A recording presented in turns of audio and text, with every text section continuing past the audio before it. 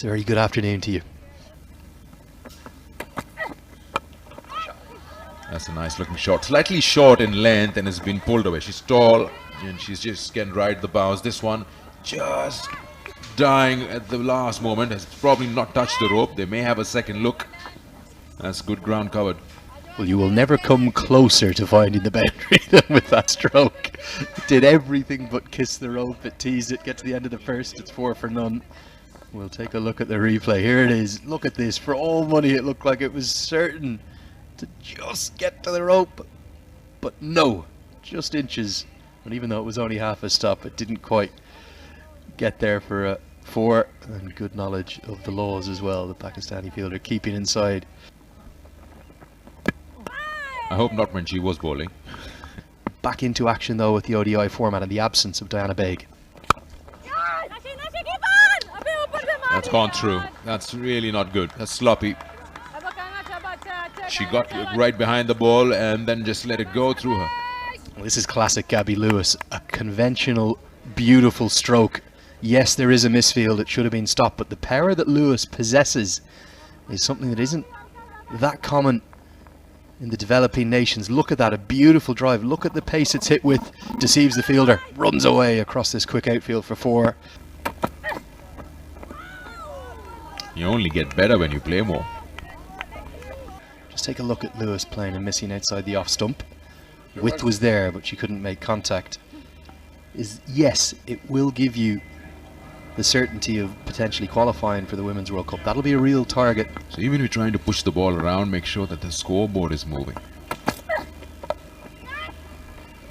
Nicely done, not by the fielder, but just a single. That's just -1 from what you want. And then straight into a camp at home, sort of probables v possibles, wasn't it? That's an edge. They're going hard at it, so gets that thick outside edge. It's well stopped. And they come back for 2. They talk about they've never played in Pakistan. What's the closest to subcontinent conditions that they would have played? All Irish teams play an awful lot in the Middle East, whether that be in Dubai, Abu Dhabi, Sharjah or Oman. And the women just fresh off qualifying for the Women's T20 World Cup there in the UAE. Good work in the deep. The dive has to come out to save. And she didn't really learn her lesson because the slip was in, but it skews away past what would have been, what, a 3rd slip, something like that. She's going to get 4, but it's very fortuitous for Gabby Lewis. Yeah, that's what I exactly just said, that if you're going to bowl that far outside the off stump, outstretched batter, your first slip will never come into play. That would go somewhere flying through 2nd or 3rd even. There you go. That would have been probably down the throat of 3rd slip. And with that late movement, you might think that 1 slip in a gully is actually the way to go, particularly with 330 odd on the board. You can afford a few boundaries through the covers. Encourage Lewis to play her favourite stroke. Solid defense, 5 gone. It's 21 for no loss. Span of time from great cricketers who've seen the highest level. Previous years. Here's the movement again. Definitely after a errant first couple of overs from the 2 Pakistani seamers. They're now starting to hit their straps, starting to hit the areas they're targeting. Amstelveen, Ireland beating the Netherlands 3-0 in that ODI series. As this one's heaved into the deep, and oh, it's carried. And Gabby Lewis has got out to a delivery she cannot believe she's picked out. Deep fine leg. It was the ball that could have been hit anywhere into the leg side. It's come off a top edge, and Lewis has found a way to get out for 15. Yeah, you could tell by Kainat's sheepish smile, she knew that was a horrible delivery to be bowled, and that could have been put away anywhere. But it's gone straight into the hands of Ghulam Fatma. And yeah, the nod of the head, you can just see Gabby Lewis is pretty disappointed with that. 15 of 27. Ireland 22 for 1.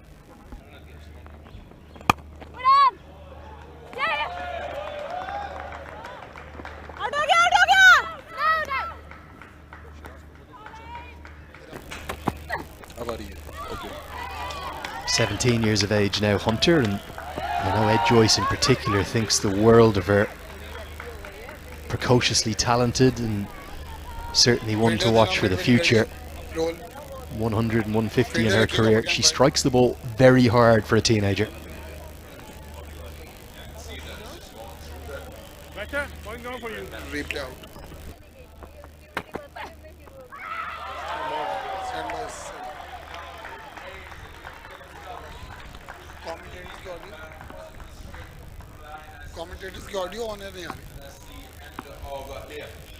That is an absolute beauty, isn't it?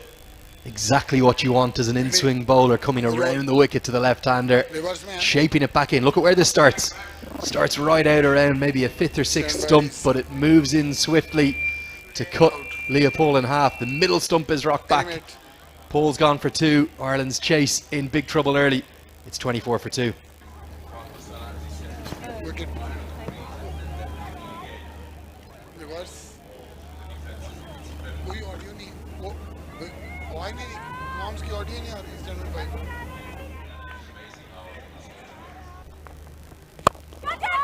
Ball was in the air for a little while. Irish run down for a boundary.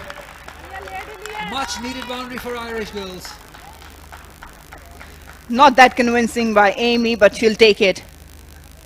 Kainat Imtiaz is probably one of the best fielders. It's never easy in her own follow-through. Was far away, but could have been a better effort from Alia. She's better than that. Yes. Good work done. Good. Wait. Well, they lost one, they got one back. It's driven straight down the ground. Good fielding right now in place of Cesar Amin.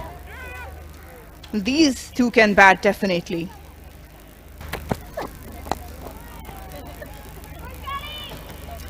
A dot to end the over.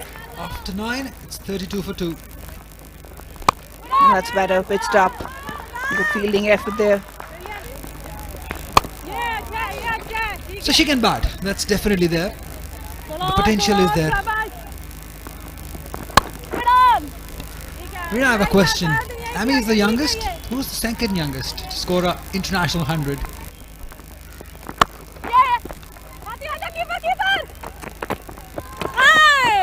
There was a chance, but she did well. She's getting the movement. That's an encouragement, but execution can get better. Anything outside off stump, the room might be very expensive for her. And throw was... Again, swing available for Kainat Imtiaz. She just needs to bowl those areas, those channels. 10 gone, 34 for 2 Ireland.